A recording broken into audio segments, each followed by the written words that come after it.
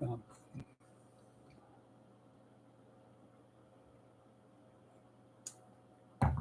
morning, good people, fellow humans, HUEMONDS. Today is Sunday, May 19th, 2024. Here we are in wonderful Pahrump, Kentucky. You decide. It's about 6 o'clock in the morning on a great Sunday morning. There we go. On a wonderful Sunday morning, here we are ready to do G.School once again. So what is our purpose here? Our purpose is to help our students on their journey through life. That's it. No big deal. Just help our students on their journey through life. This once-in-a-lifetime experience that no matter what, whether there's something after death, something not after death, this is a once-in-a-lifetime experience, and the goal of everyone should be to maximize it. And to do that, you need to be in good shape physically, mentally, emotionally, and spiritually. So good morning, Rebecca, and good morning, Carla. Let's see, in a few minutes, we'll talk about today. Good morning, Mitch. Good morning, Mitch. Wada Bevy is at a Buddhist retreat in West Virginia, with some people from her Buddhist community in Virginia. I doubt that we will be hearing from her because I got the schedule. Let me just check it. And my recollection is that, let's see, today at 7 a.m. is breakfast, 6 a.m. observe monastic 8 precepts in Buddha. That was at 6. 9 o'clock guided meditation and Dhamma talk, blah, blah. So she started at 6 this morning. She started 3 hours ago. It's 9 o'clock there. They're just starting their guided meditation. It's for 45 minutes. Then they'll do chanting for 20 minutes. Then they'll have lunch, then cleaning, then another talk.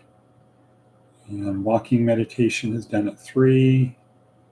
And then closing is at 4. So she's got a full day in her thing. All right, so we won't see her. Will we see Matt? Who knows? Okay, so this is G.School. So weekends we focus on the spiritual side because it's the most important. Because when it comes right down to it, you should have an attitude of something happens after we die. You have nothing to lose by having that attitude. On the other hand, if you have an attitude and orientation that nothing happens after you die, and if it turns out you're wrong, it's probably not going to be good. On the other hand, if you have an attitude that something happens after you die, even if nothing happens, you had a good life. You fought the good fight, you ran the good race, etc. So, in other chats, we've talked about why should you believe something happens after death? And there's a couple reasons. One is what they're doing at NYU with Dr. Parnia after something after death, REDS. I don't remember what that stands for, but people who were brought back to life and report having experiences when they were brain dead, which is not possible to do unless you have a transcendent soul. So that's one thing. Another reason to believe there's something after you die is because it tends to make sense of the universe. But I guess so does the atoms in the void. Can explain, this is just how things evolved, and it's taken 13.8 billion years to get from where we were with the, in quotes, Big Bang, to having non-matter to the universe and our Earth as we experience it today. That's the natural unraveling of things. So from one end, it's what's happening with near-death experiences. On the other side, you can come up from the Shroud of Turin. And both of those lead to there's something happens after death. And that's if something happens after death. And if the Shroud of Turin is real, then we have information from Jesus, from the owner of that shroud, telling us how to live our life. So if you have the creator of the universe telling you how to live your life, and there is something after you die, wouldn't it make sense to do what he says? Right. Picnic is not a trinity. It's Trinity's picnic. And Matt, you can ask those people at any time. You could probably go online and do a Google search. Trinity Church Picnic. Oh, it's at 10 o'clock. Oh, okay, good, cool, boom. Oh, it's over at the park, Ian Deutsch Park, near Honeysuckle and Pahrump Valley. Oh, okay, cool. Okay, so let's talk about that. Since we planted the seed about Christology or today's meme, let's cut back over to the picnic. So Mitch or Rebecca, my recollection is the picnic starts at 10.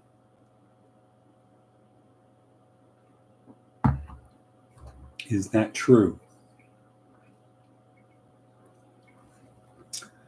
Not having a 9 o'clock service or not having the 11 o'clock service, it seemed to me they were going to start at 10. I am going to the Pahrump Community Church, to Tammy Pittman's church, which starts at 8:30. So that's where I'm going to be at that time.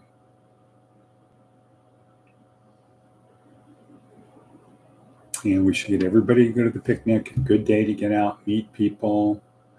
I know that the guys in 1409 would do it. It'd be a good thing for Ricky to do. And all of the people in 1409, which means probably shuttle service. Carly, you might have to take a couple trips.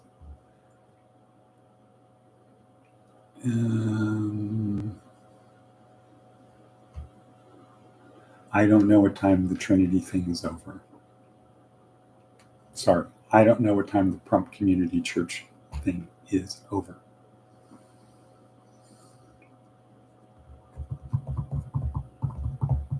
And I don't want to take the time right now to look it up, but I could. Okay, so let's talk about, we talked about that. So we're in G.School. How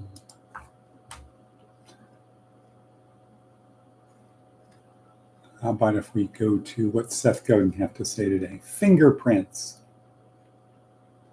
If a jacket is made by Patagonia or a piece of hardware is made by Teenage Engineering, you can probably tell who made it the first time you see it, even without a logo. A painting by Sonia Delaney doesn't need to be signed to know who it's by. On the other hand, Apple TV streams shows that could have come from any streaming service. When your brand has fingerprints, don't do things that require you to wear gloves. Let's see. What does that mean? When your brand has fingerprints, don't do things that require you to wear gloves. Well, that's a really good Seth Godin one. I can't figure it out. Probably overthinking it. Let's see, 9:46 in. Carla, my bad. A van is supposed to pick people up before 10. Why are you saying my bad?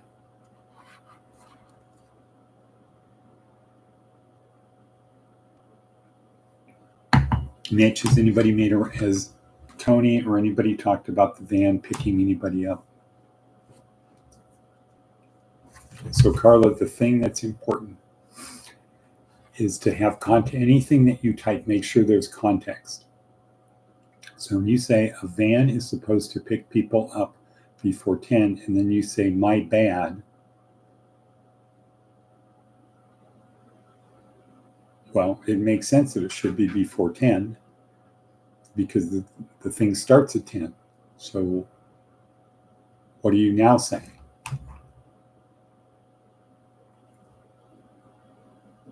$9:30. Okay. The picnic starts at 9:30?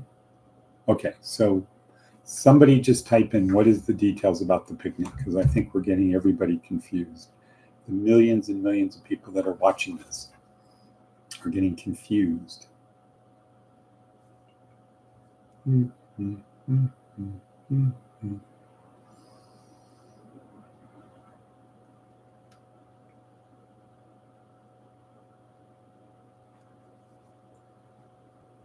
Okay.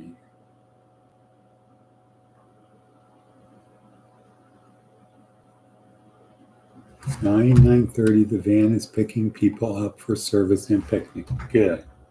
Okay, great. So we know what to do. Have everybody ready? Text me. How about just sending me text so I know what's going on, as I will be in church at 8:30.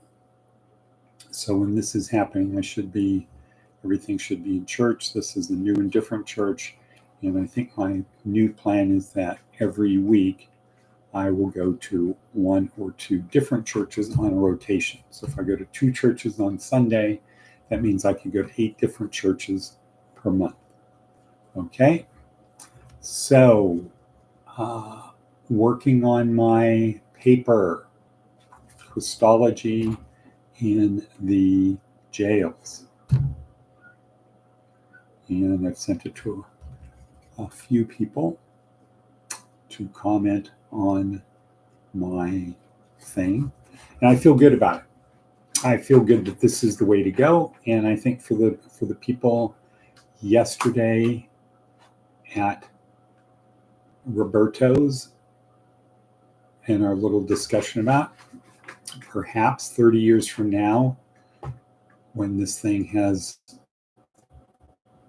blanketed the country, that it's kind of the way we look at things, you'll say, I remember I was sitting there at the table the day he put out a draft of the introduction of the first 2 pages. I got a draft of the first 2 pages of that thing, which is now out here.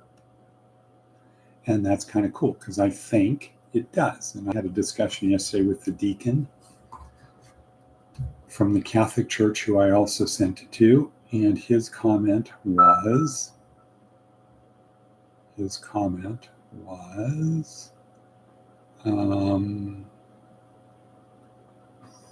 beep bop, beep bop. Very impressive. Perhaps consider, after communication, prayer. After talking about communication, talk about community. After talking about community, talk about communication, which is prayer. Okay. So positive feedback. This is from a guy who also went to St. Ignatius High School in Cleveland, where our friend Kane went. All right. Okay. So Christology. Rebecca, can you, on a scale of 1 to 10, how interested would you be in knowing the history of something about the history of God? Not God, Jesus.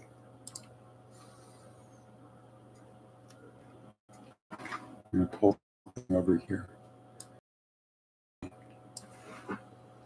Boom,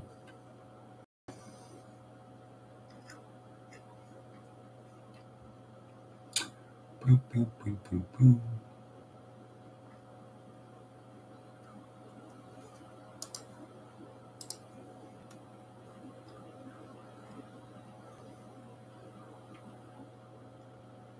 Beep, bop. Okay. Christology. Okay, so if I say, how on a scale of 1 to 10, how interested would you be? And so Christology is a field of study within Christian theology that focuses on the identity, nature, and work of Jesus Christ. It encompasses various doctrines and perspectives concerning who Jesus was and is, both in terms of his humanity and divinity, as well as his role in the salvation of humanity. Okay, how interested would you be in that? 8. Good. Matt even says, I would.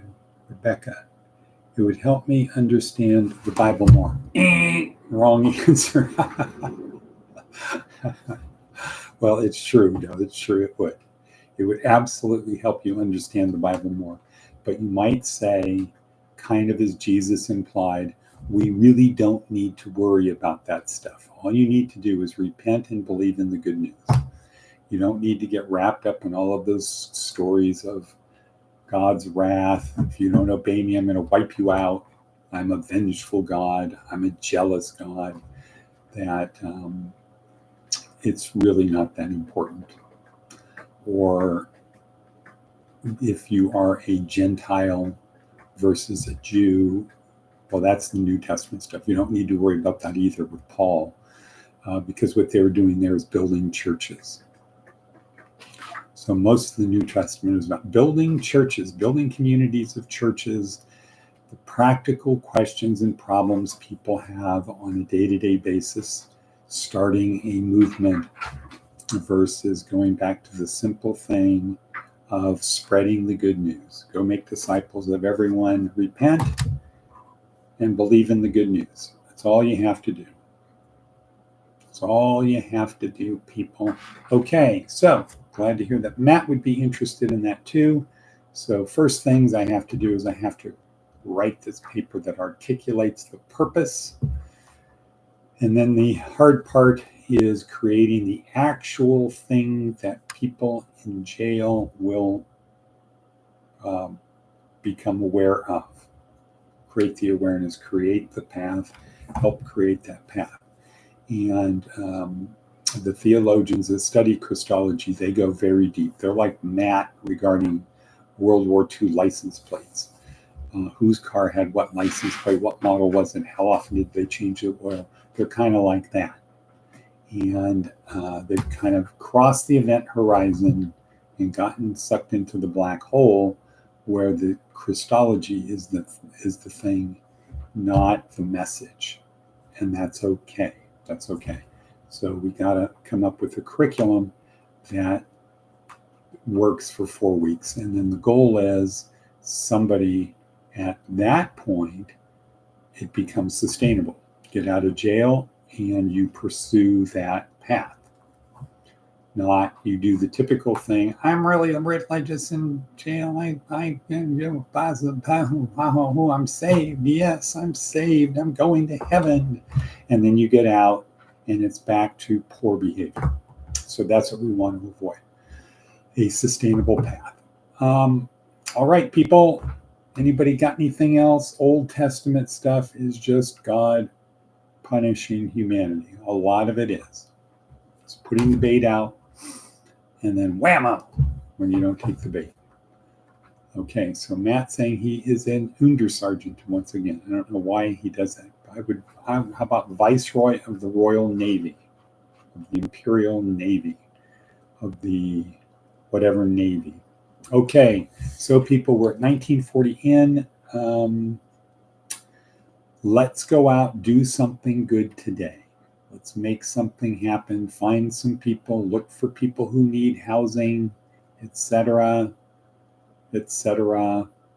And I will see you after Prump Community Church. All right? Okay, Shivas and Shalom. As we say, Scotch and peace. Bump.